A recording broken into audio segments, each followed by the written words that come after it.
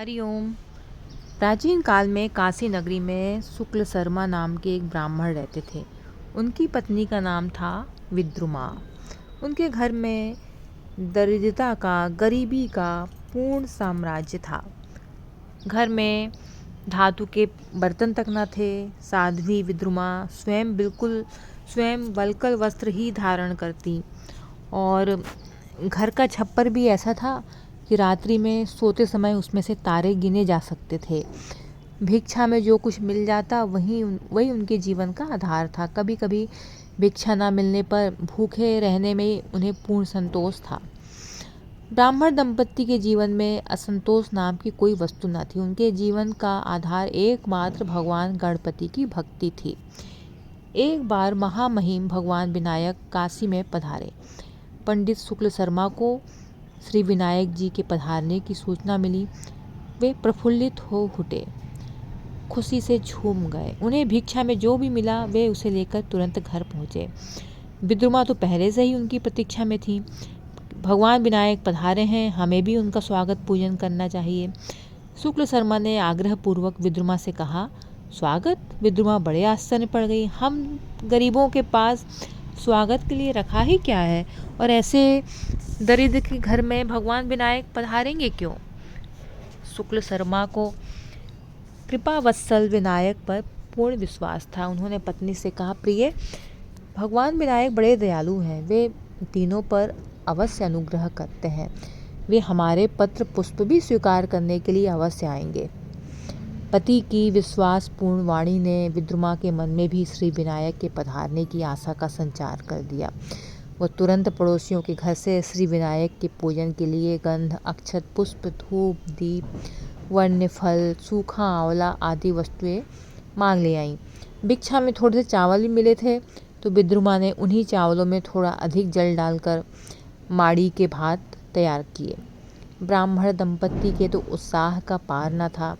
श्री विनायक जी की अगवानी के लिए हरित पत्तों से तोरण बनाया गया। टूटे फूटे घर को लीप पोत कर स्वच्छ किया गया। सब तैयारी हो जाने पर ब्राह्मण दंपत्ति श्री विनायक के जप स्मरण में तल्लीन हो गए। उन्हें विश्वास था कि भगवान विनायक उन पर अवश्य कृपा करेंगे। थोड़ी ही देर में भगवान विनायक बालकों के साथ खेलते खेलते ब्राह्मण दंपत्ति के द्वार पर आ पहुँचे।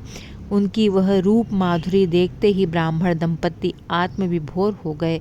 उनकी वाणी गदगद हो गई। दोनों के नेत्रों से प्रेम के आंसू बहने लगे। आज उनके आनंद की सीमा न थी। बड़ी कठिनाई से शुक्ल शर्मा ने भगवान विनायक को बैठने के लिए एक आसन दिया और उनके पाद पद्म प्रक्षालन किया, उनके पैर धोए। ब्राह्मण दंपत्ति ने वह चरणामृत अपने सिर पर छिड़का और शेष जल पी गए। मैया, बड़ी भूख लगी है, भगवान विनायक ने विद्रुमा से बड़े ही आग्रह के साथ कहा। विद्रुमा मैया शब्द सुनकर गदगद हो गईं। भगवान विनायक का प्रेम, उनका अनुग्रह विलक्षण था। एक दरिद्र अकिंचन स्त्री को मैया कहना। प्रेम विभोर विद्रुमा बड़े संकोच में पड़ गईं कि भगवान विनायक को भोग लगाने के लिए क्या दिया जाए। इनमें से तो भगवान विनायक ने पुनः कहा, मैया, जो है वही तुरंत दो। साथ के बालक उस दरिद्र दंपत्ति की हंसी कर रहे थे। बेचारी विद्रुमा ने बड़े संकोच से भगवान विनायक के सामने भोग लगाने के लिए थोड़े से माड़ भात रखे। श्री विनायक उन्हें तत्काल ही चट कर गए। बोले, और दो माँ, बड़ी भूख लगी है। अंत में शुक्ल शर्मा ने पूरे माड़ भात दे दिया। श्री विनायक ने उन्हें बड़े प्रेम से खाया। भोजन करते करते भगवान विनायक कहे जा रहे थे, आहा, आज तक मैंने इतना स्वादिष्ट भोजन कहीं नहीं किया। देखते ही देखते वे द्विभुज की जगह 10 भुजधारी हो गए और अपने 10 हाथों से मांड भात आरोगने लगे। भगवान विनायक का यह अनुग्रह देखकर सभी दर्शक, जो ब्राह्मण दंपत्ति की गरीबी का उपहास कर रहे थे, तो परम विस्मय में डूब गए और मनी मन अपनी इस हेय वृत्ति के लिए पश्चाताप करने लग गए। ब्राह्मण दंपत्ति के तो खुशी का पार न था। वे तो प्रेम से उन्मत्त हो प्रभु के पाद पद्मों में लौटने लगे। बड़ी कठिनाई से उन्होंने भगवान को आचमन कराया और मुख शुद्धि के लिए तांबूल आदि प्रदान किया। नाथ कृपावत्सल अनुग्रह मूर्ति, आप हमें अपने चरणों की भक्ति प्रदान कीजिए। दंपत्ति ने गिड़गिड़ाकर भगवान विनायक से याचना की। मुस्कुराते हुए भगवान विनायक पुनः द्विभुज हो गए। तो वो दो भुजा में आए थे तो पुनः वो द्विभुज हो गए और एवमस्तु कहते हुए चलने लगे। दंपत्ति उन्हें पहुंचाने के लिए उनके पीछे पीछे हो लिए। श्री विनायक को पहुंचाकर जब वे लौटे तो इंद्र भवन से श्रेष्ठ उनका घर हो गया। अपार वैभव युक्त संपत्ति हो गई। सुंदर वस्त्रों से आच्छादित सेवक। इन सब वस्तुओं को देखकर तो ब्राह्मण दंपत्ति आश्चर्य में पड़ गए कि इनकी जीर्ण शीर्ण कुटिया कहीं दिख ही नहीं रही थी। ये कहाँ गई कुटिया? महाराज अंदर पधारें, सेवक गण दंपत्ति से आग्रह कर रहे थे। सेवक गण ने कहा, प्रभो यह आपका ही प्रसाद है, यह आपका ही घर है। शुक्ल शर्मा और विद्रुमा को तो विश्वास ही नहीं हो रहा था कि ये घर, ये महल उनका ही है, परंतु कृपा निधान की कृपा वत्सला और उनके अनुग्रह प्रेम के सामने क्या असंभव था। यह प्रसाद, यह वैभव सचमुच भगवान श्री विनायक का ही कृपा प्रसाद, कृपा वैभव था।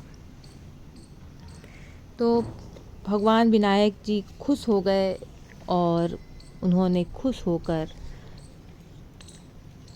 उनको विपन्न ब्राह्मण दंपत्ति को गणेश कृपानुभूति प्राप्त हुई और उनसे प्रसन्न होकर वो जो इतने दरिद्र थे तो उनको इतना वैभव संपन्न बना दिया,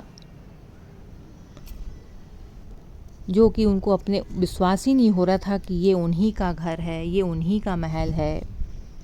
सेवक सेविकाओं से उनको संपन्न बना दिया, संपत्तियों से संपन्न बना दिया। तो ये सब उनकी भक्ति का ही कमाल था, ब्राह्मण दंपत्ति की भक्ति का। उनके जीवन का तो आधार एकमात्र भगवान गणपति की भक्ति ही थी और उन्हीं भगवान गणपति की भक्ति ने ही उनको इतना सब कुछ दिया। भगवान विनायक जी का आशीर्वाद मिला जो उनके घर में पधारे और इनको उतना संपन्न बनाया। वीडियो पसंद आए सब्सक्राइब कर लें, बेल बटन दबा लें। अगर आपने पहले सब्सक्राइब किया है तो आपको बहुत बहुत धन्यवाद। वीडियो पसंद आए लाइक करें।